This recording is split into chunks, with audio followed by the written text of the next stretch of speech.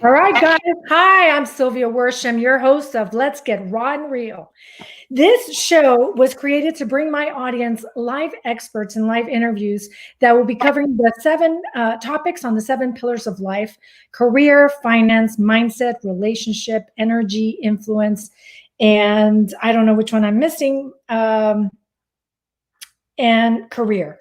So this month, I'm bringing Adriana Gonzalez. She is a licensed therapist out of Houston, Texas. She works for Harris County and Sugar Land Counseling Center. She's worked with families, children, at-risk youth, and couples, and has herself felt profound grief, which led her to become the therapist she is today. It is my intent to use this platform of Let's Get Raw and Real to shift and empower humanity and to remove the stigma surrounding mental health subjects. This week's title, or this month's title, is Anxiety Proof. And here with us today is Adriana Gonzalez, who will be giving us tips on anxiety and grief. And without further ado, let's start our interview with our expert. Adriana, thank you so much for joining me today on this night. I'm very excited to be here. Very excited. And, we're going to get very raw and real, guys, because both Adriana and I have experienced grief. I experienced grief just 2 weeks ago when my aunt passed away. And so I'm in the throes of, going through grief myself. And I have gone through anxiety. I know she went through anxiety when her dad died. I went through anxiety when I was getting divorced in 2007. And then when I got sick and got placed in the hospital and nearly died, then my anxiety went through the roof. So I've dealt with anxiety a lot of my life. And now during coronavirus, we really have a real issue here because more than half of Americans are experiencing anxiety. And we're not just talking about kids going back to school. We're talking about senior citizens and people worried about their family members getting coronavirus. I know that's been a big source of anxiety for myself. I have two 80-year-old parents. I know, Adriana, you have your mother who's in her 60s. We won't say how old she is, but 60s. She'll kill me if I say her age. And we as kids, we struggle with anxiety. And as adults now, we're struggling with it. So it's something that we really need to talk about and get really raw and real on it. So Adriana, I really, the first question I wanted to ask you was, because of the current state of affairs with COVID-19 and the pandemic we have, can you give us a couple of tips, like maybe 3 tips that our viewership can use that we can apply today to become anxiety proof? Yes, definitely. So all of us are experiencing issues, right? Whether it's financially, whether it's adapting to being at home with our loved ones, whether it's just worrying about the pandemic. So of course it could be difficult. The biggest thing to remember is that everything is momentary, right? I get that sometimes it's so easy for us to go to that worst case scenario. So 3 techniques that I work on often, not only individually, but also in therapy with my clients, is being able to adapt how you're feeling on a day-to-day basis, for instance. So one of the main things that I like to focus on is the first one being distract yourself. After you're able to distract yourself, we want to go into that relaxing shift and then cope.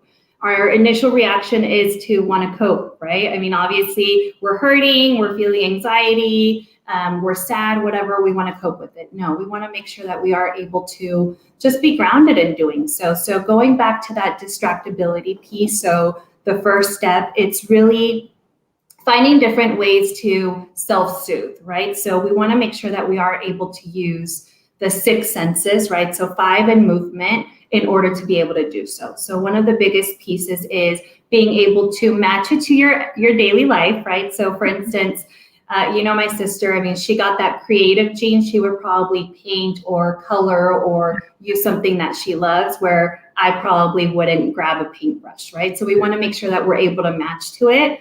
And use, for instance, vision, hearing, smell, taste, touch, and then movement. So for vision and that distractibility piece, it's very important to do something that can distract you visually, right? So that could be going out for a walk in nature. That could be FaceTiming, Zoom, a loved one, right? It could be painting, coloring, whatever it is, right? Shifting then into the hearing, listening to music, right? That could be soothing, a sound machine, talking to a friend about what we're going through, right? And matching to that. That way we're able to make sure that we are able to ground ourselves. The third one is smell. If you think about it, why do we enjoy Christmas and the holidays? It's usually because of all of our senses end up being fully developed and we're able to ground, right? So with the smell, we're smelling the candle that we put, which my family jokes that I am a candle hoarder almost because there's always candles in my house. And then actually creating lotion, putting lotion on yourself, right? Like actually being able to change that smell piece is very important. Moving on to taste, right? So doing something that can actually change how you are feeling physiologically, right? So if I'm stressed, take a big gulp of the Diet Coke, take a big gulp of the flavored water, whatever it is, right? That you're actually able to almost cleanse, right? And then touch, that could be putting on the lotion, that could be taking the bubble bath, showering, cuddling, right? So even holding on to something with pressure on your chest to avoid you feeling that level of anxiety. And then the big one that a lot of times people forget about is movement, okay? Some people like to dance when they're stressed. Some people, if you're like me and my mom, we talk on the phone and we walk around, right? Everyone's always freaked out because they don't know what's going on. So just creating that momentum, that movement, go for a walk, be able to distract yourself, right?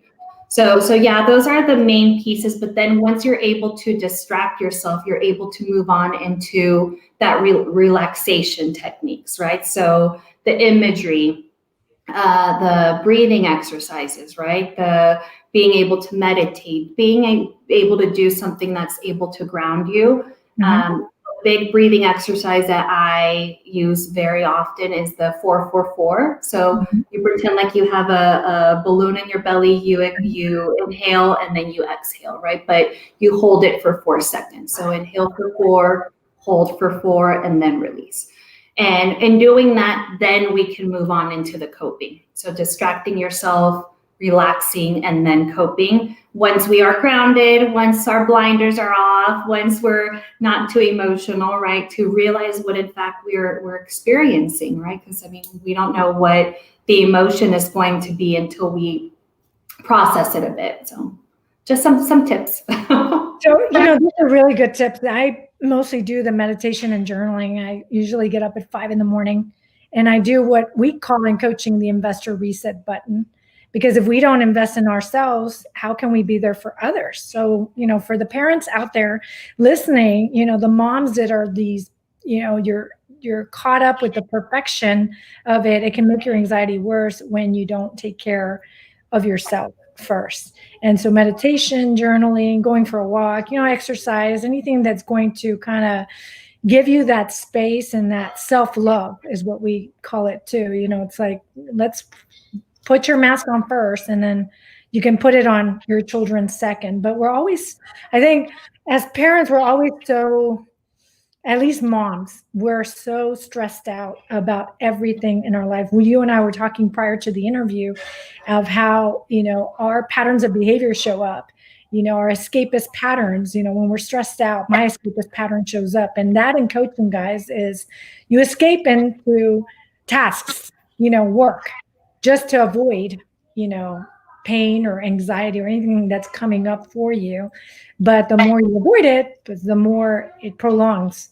So really, and it's almost like and I use this metaphor often in therapy, like the room can look clean, right? But if you're putting the dust under the rug, everything looks clean, clean, clean. I'm okay. But what happens when we pull that rug, right? All the dust comes out. So yeah, making sure that self-care piece is there and it doesn't affect, because sadly we end up projecting a lot of our own emotions, especially, as parents, right? I can only imagine what you guys are going through with everything and the shifts, and you're a therapist, you're a mom, you're a teacher, you're all of the above, right? So with the the virtual learning, and it's now a virtual learning with a kindergartner. So you can only imagine with a 5-year-old here at home, and it's a tough one. It's a tough one because your level of emotion can get really high because you're dealing with a 5-year-old, whose level of emotion is climbing every time they have to do more work, and it's like, and the anxiety can be very anxiety producing for moms because they want to keep everything moving slowly and smoothly, but it's also about giving each other grace, and knowing that. Take those deep breaths, interrupt those patterns, whatever patterns coming up. Like my anxiety shows up like the escapist pattern, like I talked about, and my heart palpitations will start right away. Yeah. And so I've got to interrupt that pattern right away. And the techniques you're sharing with us is something I do often with music. I have Alexa, so I just kind of like, Alexa, play any music, and it's just like interrupted so that it doesn't take you down the path of pattern. Where your mind will kind of take over and just recall whatever feels comfortable at the time. And it's not always the best behavior. Yeah, and realizing that, there's also self-destructing soothing mechanisms, right? So like I went on a shopping spree to cope with whatever's going on, but then now I'm heightened because now I have to disinfect. So it becomes just making sure that you're aware of the cost of something, right? And realizing that there's healthy coping mechanisms, and we all have both healthy and unhealthies, right? But at the same time, just making sure that you match it to who you are, right? Because like I said, soothing for my sister could be very much about like the painting, whereas for me, it would be more journaling and unwinding and practicing self-care, right? There is one question out here. Let me just interrupt you really quick. Let's see. Much needed during these very stressful moments. Oh no, I thought it was a question from Patti Gonzalez Portillo. Let's scratch that. But if you guys have questions, let me just say this during the broadcast. Please ask them in the comment section. I'll be checking, as well as Adriana will be checking the comment section. And as questions pop up, she will be answering questions live, from the therapist perspective. So please take advantage of the fact that I'm bringing you this amazing expert. She's been doing it quite a while. She's now like working on her doctorate. So guys, she knows her stuff. As I said, there's a lot of parents probably on the call. And because we have kids going back to school now, at least in Texas, there's a second phase. Next week, I believe, is when most of the children here in Austin go to in-person school. And I know that is producing an enormous amount of anxiety for parents. Because some parents have to work. So, the kids have to go to school. I'm blessed that I have a husband where I can stay at home working with my children here at the house, but not everybody can do that. So can you give us some tips on how parents can navigate that conversation with their children concerning COVID-19? What's a healthy approach? I think a lot of parents want, and this is a protective factor, right? I think everyone wants to immediately go into let me avoid the difficult conversations, the scary topics, because I'm a parent and I want to have it in check and in control and whatnot. Right now, I personally believe that it would be a good moment to be a little bit transparent, but then also realizing that it ends up being learned behavior, right? So for instance, if you're someone that's extremely anxious and you're like, put on the face mask, right? Your kid's gonna end up being like that, right? Versus, okay, maybe time to shield the germies, right? Like you're able to adapt to it. I'm not a mom, you can tell, right? You will be. Yeah, but those are things that you're wanting to make sure that you are able to adapt it to your family, and then be transparent. Like right now, the reality is, we don't know what's going to happen, right? It could be smooth sailing or it could be a little bit more difficult, but just be honest. Right now we're dealing with this. It's very important that we wash our hands. It's very important that we wear the face masks and everything. Let's not trade, right? Especially with the little kids. We've discussed it. How many kids are not going to come back with a different face mask because they think Billy's is cute, right? like, well, probably not exchanging face masks. But being honest with them and just making it a fun, although it can be difficult to do so, right? Where it becomes okay, we're shielding the germs, or go away, like let's wash our hands, like making it more of a fun thing and something that's a little bit lighter, as opposed to, if you don't do this, you're gonna die. Well, false, right? Like, it's very easy to go there. So just being transparent. And then the biggest thing with that as parents is, remember, whatever's going on between mom, dad, anxiety, no anxiety, we want to do that behind closed doors, right? So if that means that you're using those self-soothing techniques and we're crying in the shower, let's do that rather than crying in front of your kid that is looking up to you, right? Like as a role model. So just making sure that you practice self-care, but you always remember that there's always a mini me that's looking up to you. And the more that you handle things in grace or gracefully, I guess you could say, the easier it is going to be to touch on those difficult subjects, so to speak. Okay, and we do have a question from Pati Gonzalez Portillo. What do you do with teenagers who miss their friends in school? Like, how do you navigate that conversation? I think right now, teenagers especially, I mean, because they are, and I mean, this would be Generation Z, right? So the reality is we're all missing. I mean, I can't wait. I would love to be able to go to Mexico City and spend time with loved ones, right? But we have to be very smart about it. Let's get creative. Right now, teenagers, I mean, I have seen so many people do creative things where they're hanging out, but they're hanging out with their face masks and social distancing piece, right? Granted, not a lot, right? But then even now making it like let's connect through Zoom. Let's have a going away party where we're playing on our video games. Let's get creative. I've seen people even have like tea time where they fully dress up in as if they're going to a tea party, right? Just to make sure that we don't become mundane. It's so easy for us to just be nonchalant and not get motivated. No, that motivation has to come from within. So just get creative more than anything. It's get creative, maybe teenagers. I mean, I'm assuming it's probably young adults, right? So even if it means, okay, let's get together and play the videos, but you're doing it from your house, I'm doing it from my house, and vice versa. So making it fun rather than a scary thing. And Pati, I'll share this with you because it's something that came up with my son. My son is 15 years old, and the COVID parties, I don't know if you guys have seen the new trend, but here in Austin, what they're doing is like for their birthday parties, they have the cars, kind of like the car, kind of the caravans, you know, kind of with the posters or whatever.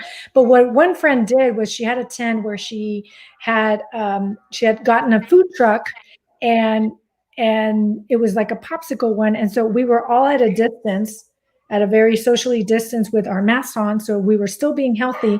And so my son was able to see his best friend who happened to be at the party and was able to talk to him one-on-one like that. You know, so that's another option. That's a safe option because we've got to stay safe. I mean, this is not something that, this is obviously something that's very real out there, but it's the balance of it all. You know, it's the focus. What focus are you choosing to take on this? Are you choosing to take the catastrophic focus of like you're gonna die, or the focus of let's be healthy? You know, we know what we need to do. We need to wear our mask. We need to wash our hands and stay 6 feet apart because that's what the medical experts have shared with us, and that's what works. You know, and it's really worked really well. He was able to see his friend live, in person, and they talked for about an hour. You know, I've seen people where they literally will go get coffee, but I'm in my car and you're in your car, or I mean, like you said, like those drive by baby showers or drive by whatever it is, right? So yeah, like, I mean, we're having to get creative, but then also right now we want to make sure that we are being able to make the best of it, right? Like right now is the moment where let's create that routine, right? So maybe your kid needs to donate a couple clothes. That's when we want to explore different options. So they're able to do things in their own way for sure. Yeah, and I'm a big fan of thinking outside the box. I think situations like these give us the opportunity to think outside the box. You know, what is our new normal? What are the gifts that coronavirus has given us, as opposed to all the negative focus it has gotten in the media? Is what, you know, how can we make this? How can we use our resourcefulness and create those opportunities in our lives and shift our focus? because I think what ended up happening with coronavirus is it was a major reset button that humanity needed, because we were truly on the wrong path, y'all. I mean, we weren't connecting at all. At least now when you take a walk outside, people want to talk to you, even if it's from far away, but it helps a lot in these people want to go on the walk, right? Like, I mean, so many forces you, Jim's plug. They're getting healthier and healthier. Okay, so Amanda Trost is asking the question, any advice for friends and family to resolve conflict when they feel very differently about socially distancing? That's a good topic and great question, Amanda. Thank you for asking. So, Adriana? So right now, and don't be surprised if this happens. So right now, we're all heightened. The reality is COVID has affected all of us, right? And the reality is we're at home, and it's where you work, where you play, where you do everything, right? So you're going to see conflict, right? But more importantly, still reminding yourself that you guys are a team, and being able to meet in the middle, and ultimately that's something that I want you guys to just be very aware of, like that self-care piece that we discussed, because I mean, there's been I think I read recently that there's been a 46% increase in domestic violence, right? So have those moments where you're able to check in, right? So, hey, you know what? I like to do the thermometer where it's almost like the green, yellow, red.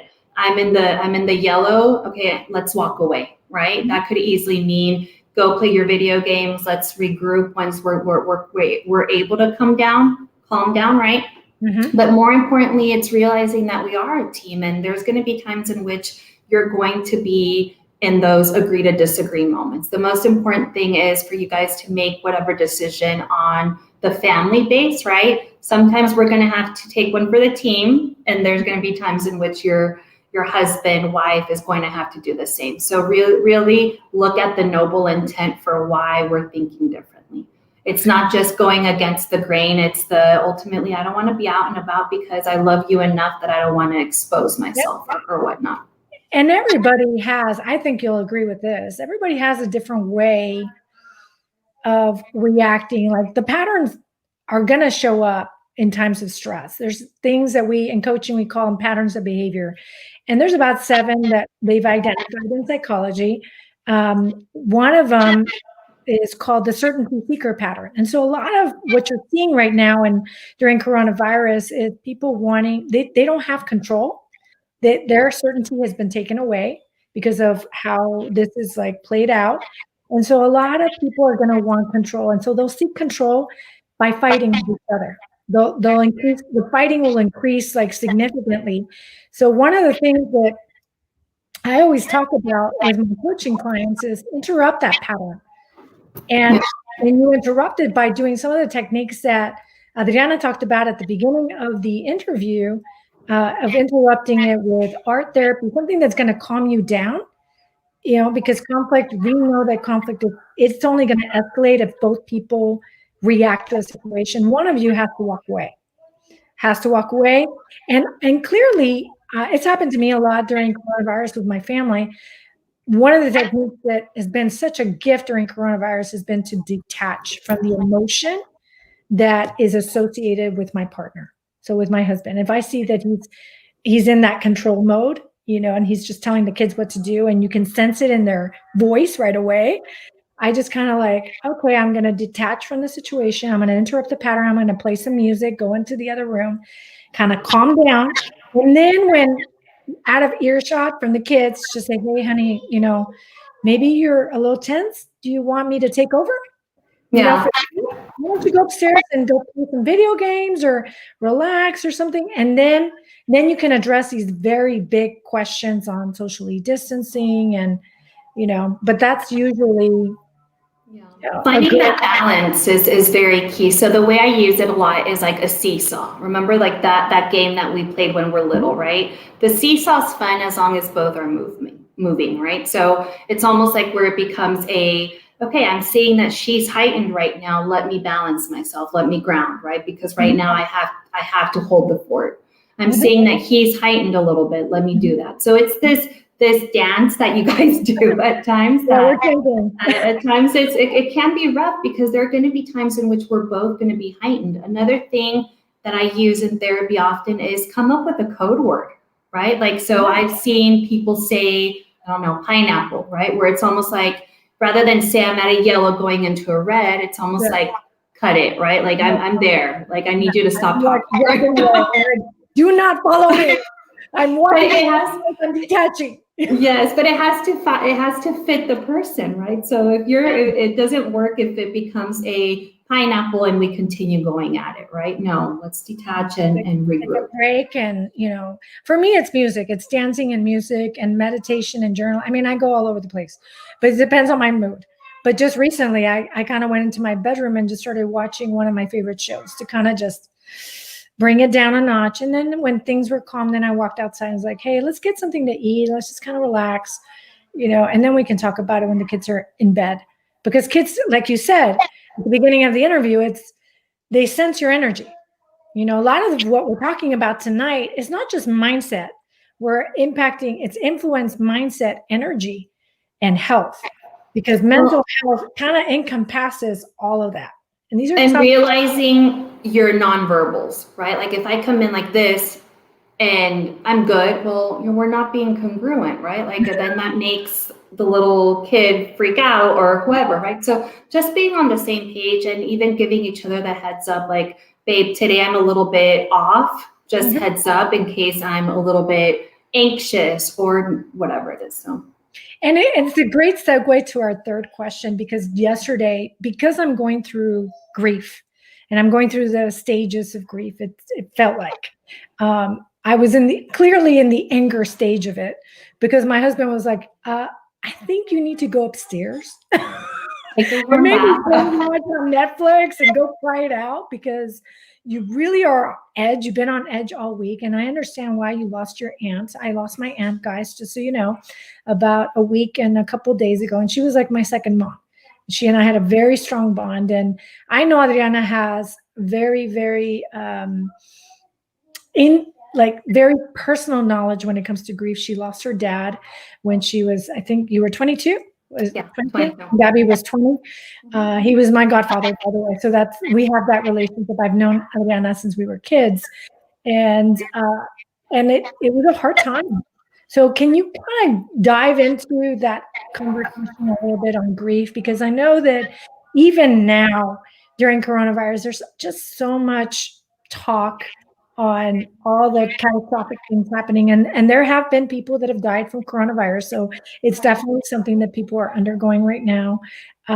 Could you give us some insight into how to manage grief? I mean, since you've had your personal experience with it, and now as a licensed therapist from the professional perspective as well.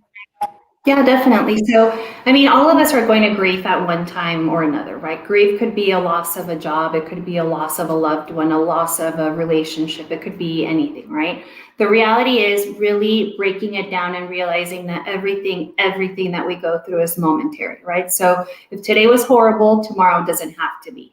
Now, the biggest piece is understanding your own grief process, right? So for instance, in my family, 3 different women all experienced grief very differently, right? You are going to go through that denial phase. Denial, I can't believe it. No, I'm not aware of it, right? You're going to move into, and granted, these will shift, right? So like Sylvia said, maybe there's going to be that anger piece, right? Maybe there's going to be that sadness, bargaining. Could I have done something different, right? And then eventually you're going into acceptance. Granted, you may use these stages interchangeably, right? So for instance, you may go from anger one week and then bargaining to a different one. So really it's understanding what emotion that you're having, but then also realizing that it is going to get better and it's okay to not be okay. A lot of times I think society teaches us we have to put our best foot forward and you're supposed to react in whatever way. Obviously, we want to make sure that we don't indulge in negative activities, right? But at the same time, realizing that right now, especially with COVID, right, we're seeing a lot of people pass away, right? And then also we're seeing people survive. Okay, so that's another piece of realizing that sometimes we can possibly catastrophize an event. Okay, so right now, the reality is, for instance, I've known a couple people that have had COVID and not one has had the same symptoms, right? So one may experience it a little bit worse than the other. And remember, grief, or at least with COVID, right? It's not a death sentence. I mean, you getting COVID doesn't mean that you're dying. It's not a death sentence. So realizing that let's avoid catastrophizing something, right? Because the reality is we know that we're all going to experience death, but at the same time, going through it as it comes, right? Right now, I'm sad. Allow yourself to be sad. Right now, I'm angry. Allow yourself to be angry, right? But everyone's going to go through it. And I honestly feel that my own experience, I mean, I knew I wanted to help people on a daily basis, even though I knew it wasn't going to be medical, right? But I wanted to focus more on mental health. And I genuinely believe that I've become a better therapist because of the experiences, right? So I know that at times it's going to feel like it's never ending. It's going to get better, okay? But allowing it. Remember that metaphor of everything looks clean, but then all the dust is under the rug? No, we want to make sure that we cope with it to avoid the dust coming out later on, which in fact ended up happening with me. I was okay until I wasn't, you know? So it's okay to experience the loss. And if you're sad, be angry, but just try to avoid projecting those emotions onto other people, because it's so easy for it to become like a blaming game. And the avoiding of projecting it is that self-love piece of taking care of yourself that you went over at the beginning of the interview. Those different pieces of just like taking time for yourself and doing what is necessary to kind of allow that emotion to come and deal with it, but also maybe incorporate some art therapy, maybe incorporate some meditation, some journaling, all that I'm sure has a lot to deal with. I know Gabby has asked a question: how long can periods of anxiety last? It can be so, I mean, it just depends on the situation, right? I mean, obviously, if there's a specific diagnosis, it's going to be a little bit longer. It has to follow the DSM that we need, right, to be able to diagnose. But anxiety, I mean, if you think about it, we need a little bit of anxiety to function, right? Like we needed a little bit of stress or anxiety to be able to connect at 6 p.m., right? So realizing really the stressors. So it could last anywhere between a couple hours, a couple minutes. It could last a couple days. But the important thing is that you understand how it manifests in your body, right? So for me, if once my eyelid starts twitching, I know I need a break. I know that's something that I need to regroup, take a couple days off, because that's my stress. For other people, it could be the cold sore, grinding your teeth, right? Breaking out, feeling it in your chest, feeling it in your back. So the more that you're able to be in tune with how it manifests itself for you, the better that it's going to be for you to understand and really explore the stressors. Like for instance, I was very, very, very stressed like 2 months ago. Everything was changing. Not only COVID, my mom was selling in my childhood home, adapting, school, like all these different things, until finally I was like, whoa, what do I have control over? Okay, I'll take a break this month from school. We'll start back up next month. Remove, right? But it took me being like this, or me feel heightened, in order for me to have to break down, okay, what's really stress? Is it the move, or is it that you just have a lot? What is truly triggering you? What is truly triggering you? What the triggers? Yeah. Is it what event in your life is like your mom selling the home? You know, that was your childhood home. I mean, I remember that home. I will forever remember that home. You know, and going through the grief process, remember that there are going to be moments in which, I mean, sometimes it's going to be easy, and then there's going to be moments in which a selling of the house is going to trigger all these emotions. You know, like it's okay for that to happen. That doesn't make you less capable of anything. Remember, it's okay to not be okay, but just really breaking down the triggers, breaking down the stressor. Because the reality is we are going to be a little bit stressed, but we need to be able to function, right? So that's why those soothing mechanisms, my family knows when I'm almost in the yellow going, once they see me like Monica, like Friends, when I go full cleaning mode, you know, so you're everyone to your work and to your jobs and tasks, right? I mean, I go through that. I went through that when my grief occurred, like at the loss of my marriage in 2007. I didn't realize it at the time, but the escapist pattern showed up in my life, and I escaped into my work. I mean, I just dove right into it. And because the house, and maybe this is what happened with you, the house represented my pain. And so I stayed away from that house and dove into my work. And now, as a coach writing a book on turning points, I'm like, oh, well, that makes sense. That's what was happening. And I quit going to my therapist because I didn't want to deal with my pain. I wasn't ready. I didn't want to. And it was a grief. Like you said, it's a grief of a life once lived, and you're having to start all over again. And it's that trigger that it just triggered it. And if you have anxiety in your genetics like I do, then, I mean, any little trigger like this, anything, it doesn't even have to be significant. It can kick you into a whole full-blown anxiety attack, basically. And then that lasts maybe a year, Gabby. In my case, it lasted a whole year. And granted, it's going to be manifested differently, right? So that's that piece of just realizing, okay, what can I control right now? Everything that I'm going through is momentary.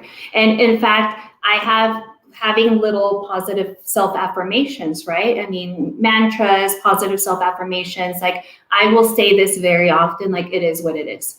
And I'm not going to lie, at times I will put it on a mirror because sometimes we want to gain so much control. And right now with grief, with COVID, we don't know what's going to happen. So let's make sure that we just cross that bridge when we need to. I'm not going to worry about crossing a bridge that hasn't been built yet, right? And I think our reaction is very much about that survival mode, right? So no, bring it back. It's going to be at times hard to bring it back, right? Like those racing thoughts, sometimes we have to be very aware of, okay, no, let's put the Post-it, right? Like let's do those things. Gabby has asked a really good question. How can you protect yourself from absorbing other people's anxiety? That's a good one. Thank you, Gabby. The biggest piece with that is realizing how you are in that moment, right? So for instance, I get that we all want to help the people that we love, and we all are selfless, right? And we want to make sure that we're there for people. But Sylvia said it, right? Like oxygen mask over yourself before you're able to put it on someone else. And that's kind of the biggest piece, the realizing, am I able to give my best foot forward, or me being or going or doing, right? Is this going to hinder my own process? Not because we're egocentric, right, or selfish, but we need to make sure that we fuel our own oxygen mask in order for us to be that person, right? And sadly, it sometimes means setting those boundaries, being able to say, hey, I mean, I have friends that know me well that I will say, hey, I am fully depleted today. I just I'm not able to do anything today, right? Because you know that you wouldn't be such good company probably, right? It's okay to say no to people. It's okay to create those boundaries. It's okay to say maybe and just kind of figure out how you're feeling, right? But then also being able to be in tune with how you are feeling. And if that means that you're having to say, hey, you know what? I'm putting my phone on do not disturb because I'm on date night. Put the phone on do not disturb because you're on date night, or because you need just me time, or whatever it is, right? So boundaries is key, but then also not only boundaries with other people, but it's boundaries within ourselves. Like I made the error one time at work. I have a phone, right? And I made the error one day that I didn't turn it off, and it went off like at 10 p.m. for the county. I'm not on call, and not because I don't love my job, but that's just how therapy works. But me, there was no way that I was not going to be able to look at it, because that meant someone was going through something, right? And I addressed that. Okay, they came in the next day with the county, and then from now on, I double check, right? Because it's not fair for ourselves, but then it's also not fair. We have to set those boundaries with each other, right? So something like that. That's an incredible response. Thank you so much for asking that, Gabby, because I know that's a big topic, especially because we are stuck in the same house, sometimes with the same people, and you can feel the anxiety, get higher and higher and higher. And for me, what I've done to protect myself, aside from the boundaries, is meditation has really been very, very helpful to me, because in meditation, you're solely focused on your breathing. You're not worried about anything else that's happening outside that door. And it gives you that 5 minutes, even if it's 5 minutes of peace, to not to create that boundary with that person. Or even there's been times that my husband will come in and you can sense his voice is like, the energy in his voice is very angry about work or anxious about something, and it's like right away I kind of put up my hand like, hey, I'm meditating, I can't help you right now, let me just, and it's my way of kind of setting up that boundary with them to say, I need you to kind of vent somewhere else, because if I'm going to be responsible for our two children's healthy well-being, I gotta stay solid, man. Like, I've got to stay as solid as a rock. I can't And one of us is like this, right? and so he needs to understand, like, if you're like, one time he came in, he's like, I gotta fly out of town, and it came out of nowhere, and I was not expecting it. And of course my anxiety climbs, because now it's like, and we were supposed to have the show that week, and I had to call and cancel on you because, well, he changed the schedule last minute. And it's those curveballs that you're just like, but it's setting those boundaries within yourself, like you said, and with others, so that they also know that's a healthy relationship. That's a growth relationship with your husband or with your spouse or significant other, or wherever stage you're in right now. It helps to set those up now. But doing that also in a way that's not going to create anxiety for someone else, right? Okay. So for instance, hey, I mean, pre-COVID era, right? Like, hey, I'm going into the movies, I'm going to disconnect for 3 hours. That way people don't worry about you, right? So being able to say, I'm going to be MIA, I'm going to go for a walk, I'm going to do these things, not because we're checking in, right? But more than anything, the more information we give, the more space people are going to give us, right? So it's just being aware of those things. And then also the biggest thing that I can recommend right now is create a routine. Create a routine, because the more, not because we need a plan, but if you are always someone that wears makeup, wear makeup. Put on the perfume. Put on the clothes that you normally would. If you want to wear the dress and it's a Wednesday and you don't have anything to do, go for it, right? Because those are little things that we can do that increases our motivation, but then also it makes us feel better. So just a little bit of shifts your focus. I mean, I think you'd agree. It shifts the focus, and the focus is so key, guys. When you shift that focus, because remember, the law of focus is really clear on this. And for those that don't know the law of focus, I know Adriana has heard it so many times. So for me, but the law of focus is simple. What you focus on, you find. What you focus on grows. What you focus on seems real. And ultimately, what you focus on, you become. So if you're constantly focused on the negativity of a situation, or the anxiety part of it, or the catastrophic part, then of course that's what you're gonna see everywhere. And it's just gonna grow and grow, and it's gonna create this tension inside your home, which is really your safe haven, guys. So it's kind of like creating that sanctity, like putting the lighting the candles, like Adriana said, of course she's a hoarder when it comes to candles. So, Yes.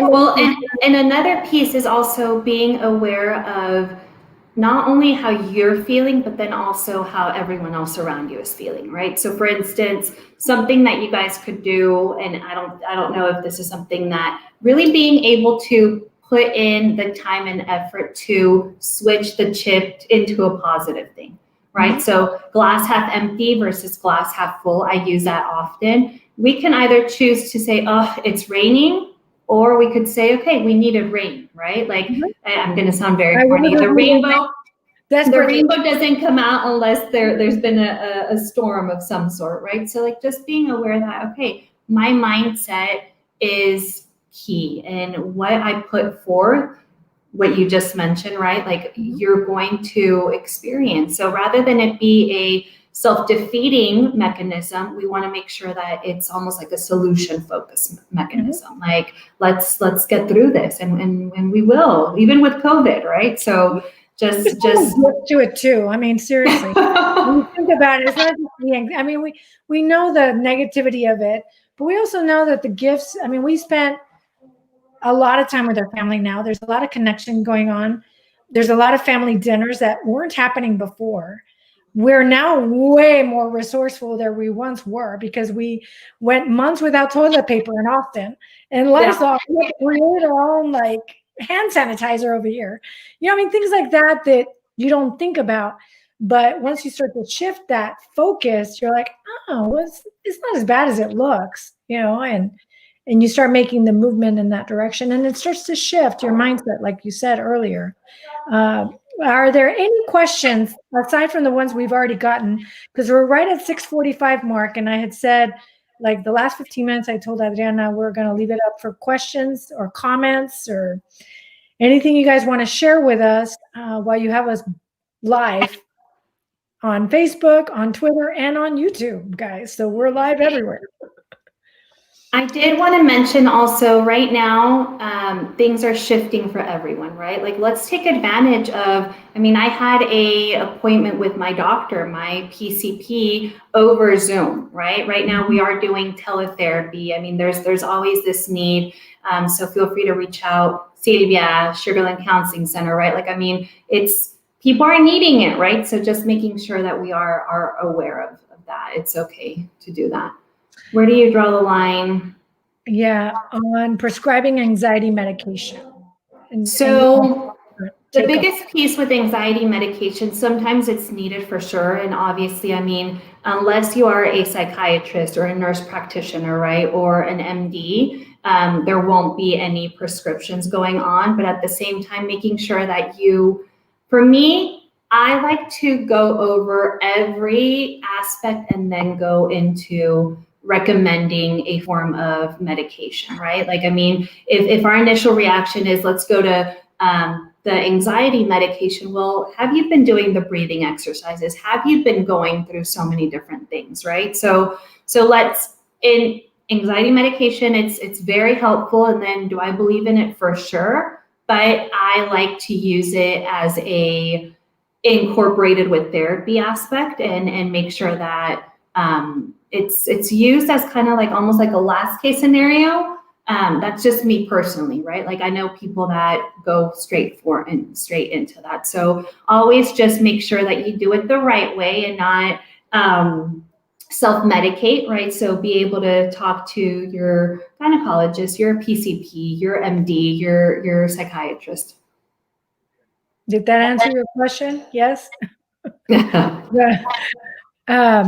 I believe we have another question. What do you do when you're dealing with aggression from a family member and it causes anxiety within the household? And you've probably dealt with this more. Yeah. Ideally, and granted, this is ideally, right? When we hear an aggression, we will need to put a stop to it as quickly as possible because we're habitual, right? I mean, after a while, if we get used to the aggression, it starts making us feel like we're getting used to it, right? So with that, setting that boundary, being, hey, you know what? I hear you. I understand that you're very upset, but you're not going to speak to me in this way. Walk away. Sometimes it's better to disengage rather than go head to head with someone that's heated versus you're not heated. It's just going to create this tactic, right? But then also being aware, and that's that crossing the bridge that hasn't been built yet metaphor. When we get anxious, a lot of times we're expecting someone to react in a way that they haven't yet reacted, right? So let's tackle that aggression in that moment, set the boundary, walk away, disengage, right? Versus, is he going to be upset? Is he going to react in this way? All you can do is be yourself, do the coping mechanisms. And if that means that you're locking yourself in your room to use the meditation, for instance, there's the Calm app that's great for moments like that. Another really good podcast actually by Deepak Chopra is Daily Breath. doing your makeup, you doing the breathing exercises, and you completely forgot about it, you know? So just finding these little buffers that we can do for each other, in that sense. Ideally, we give each other the heads up, like, hey, mom, I'm going through this. Just want to let you know in case you see the Hulk come out. Okay, note to self, let's not engage with the Hulk type of thing. So just creating those. I've done that with my kids. I've been like, you know, this week I feel off, something's off, and I'll tell Donnie, like, I'm off, something's happening, and he'll say, you know what, just go upstairs and just let me handle this.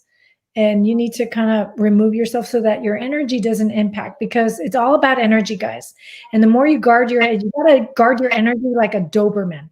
Really, I mean, seriously, because you feel drained at the end of an evening of like constant conflict and fighting. It drains you. So meditation is a good one. There's another app that I use that's like awesome, Insight Timer. And it's there's like 45,000 free meditations on there. So you can really pick from anything. And I know Deepak and Oprah have their free meditation from time to time. They'll offer it. And usually what I'll do with those meditations, that I'll post it on my Facebook page so that people know to be aware that it's available, to be able to do the 21-day challenge or what have you, because it's about creating good habits and the better habits. And remember, conflict is there when both are escalating the situation. But if one walks away and there's no energy for it to engage with, it kills it.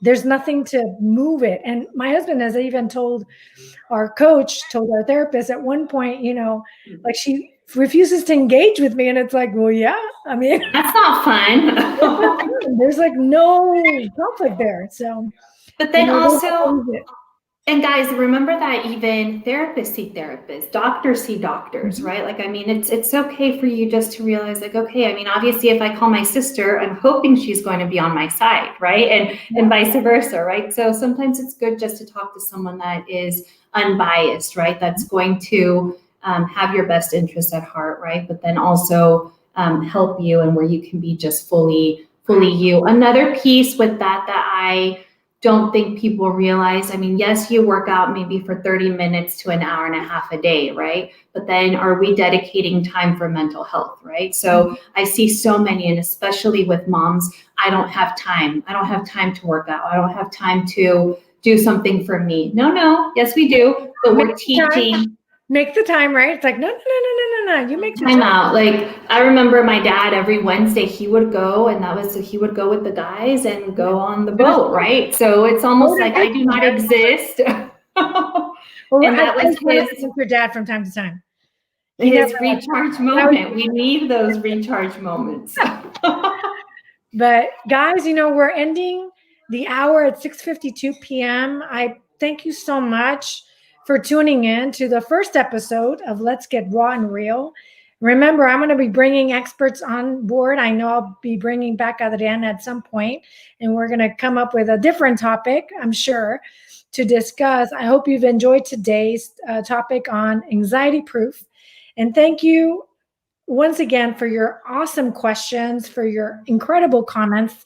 And remember, we're out here. Let's use our voice to shift and empower humanity, because right now there's enough negativity out there. Let's do the best we can, and let's give our best version of ourselves to our children. Modeling does matter. Thank you so much, Adriana, for your amazing time, for your preparation. This was amazing. And guys, thank you so much. We're tuning out. We're ending this broadcast. Have a wonderful evening. Bye, guys. Bye now. Have a great one. Thank you so much, Sylvia. No, thank you, love.